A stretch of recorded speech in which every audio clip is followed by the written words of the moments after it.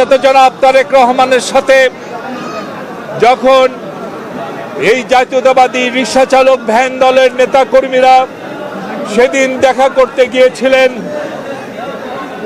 নেতাকে নিজেদের মাঝে পেয়ে তাদের মুখে যে হাসি ছিল সেই হাসির সাথে পৃথিবীর কোনো হাসির তুলনা করা যাবে না।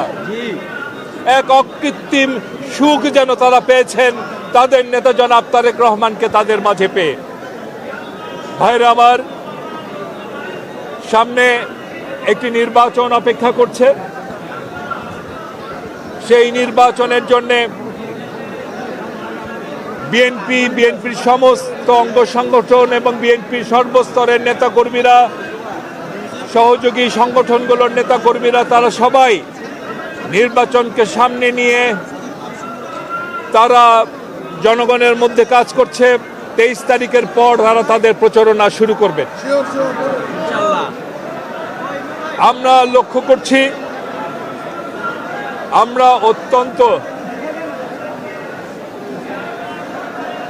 বিস্ময়ের সাথে লক্ষ্য করছি এবং আমরা অত্যন্ত উদ্বিগ্ন। একটি গোষ্ঠী যারা 71-এ মুক্তিযোদ্ধাদের হত্যা করেছেন এবং করিয়েছেন, যারা মা বোনদের ইজ্জত লুণ্ঠন করেছেন এবং করিয়েছেন, সেই গোষ্ঠী আবার তাদের অপতৎপরতা শুরু করেছেন এবং নির্বাচনকে সামনে রেখে নানা জোটের ছদ্মাবরণে তারা বাংলাদেশের রাজনৈতিক পরিস্থিতিকে অস্থির করতে চাচ্ছেন। এবং আমরা এও লক্ষ্য করছি, জনগণ যখন একটি পরিচ্ছন্ন নির্বাচন, একটি অংশগ্রহণমূলক নির্বাচনের জন্যে নিজেকে প্রস্তুত করছে ভোট দেওয়ার জন্যে, ঠিক সেরকম একটি সময়ে আমাদের কানে নানা রকম ষড়যন্ত্রের কথাও আসছে আমাদের কানে।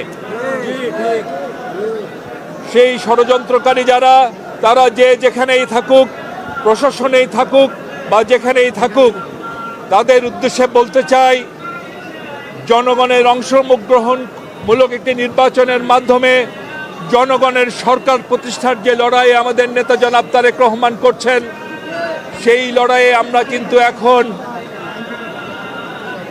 ভোটকে সামনে রেখে আমাদের নির্বাচনে প্রস্তুতি গ্রহণ করছি।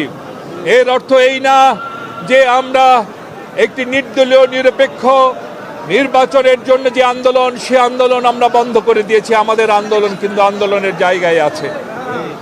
যদি দেখি আবারও কোনো গোষ্ঠী প্রশাসনের ভিতরে বা বাইরে এই নির্বাচনকে প্রশ্নবিদ্ধ করবার জন্যে, জনগণের রায়কে ভিন্ন খাতে প্রবাহিত করবার জন্যে কোনো রকম ষড়যন্ত্রে লিপ্ত হয়, শহীদ জিয়ার সৈনিকরা প্রয়োজনে সেই আন্দোলনকে আবারও মাঠে নিয়ে আসবে। এবং আপনারা সবাই সজাগ থাকবেন, একটি গোষ্ঠী তাদের বিষাক্ত দাঁত কিন্তু লুকিয়ে রাখছে, তাদের হিংস্র নোকের থাবা কিন্তু বিভিন্ন পকেটে লুকিয়ে রেখে এক এক সময় এক এক কথা বলছে। কখনো মুসলমানদের মিটিংয়ে যে বলছে বেহেশতের ব্যবস্থা করে দিবেন, আবার অন্য ধর্মের মানুষদের কথা বলছে না, আমরা কোনো শরিয়া আইন চালু করব না। তাদের টার্গেট একটাই, কোনো মতে ক্ষমতায় গিয়ে নিজস্ব চেহারা জনগণের সামনে তুলে ধরবে তারা। সেই ভয়ঙ্কর চেহারা দেখতে এই জাতি আর চায় না। এই জাতি সেই ভয়ঙ্কর চেহারা ইনশাল্লাহ তাদের ভোটের মাধ্যমেই প্রত্যাখ্যান করবে। এরা সুযোগ পেলে এমনও কথা বলবে, যে এমনও ফতোয়া দিবে যে মুসল্লিরা প্রয়োজন মতো ওই যে ঢাকেশ্বরী মন্দিরে গিয়ে নামাজ পড়তে পারবে এবং ঢাকেশ্বরী মন্দিরের পুরোহিতরা প্রয়োজন মতো এসে বায়তুল মুকাররমে এসে পূজা দিতে পারবে। এরা ক্ষমতায় আসার জন্য এরকম উদ্ভট নানা রকম ফতোয়া দিবে। এদেশের জনগণ, ধর্মপ্রাণ জনগণ, এদেশের মুসলমান, হিন্দু, বৌদ্ধ, খ্রিস্টান সবাই মিলে তাদের এই ধর্ম ব্যবসায়ীদের এই প্রচেষ্টা ইনশাল্লাহ ব্যালটের মাধ্যমেই প্রতিহত করবে। ধন্যবাদ সবাইকে।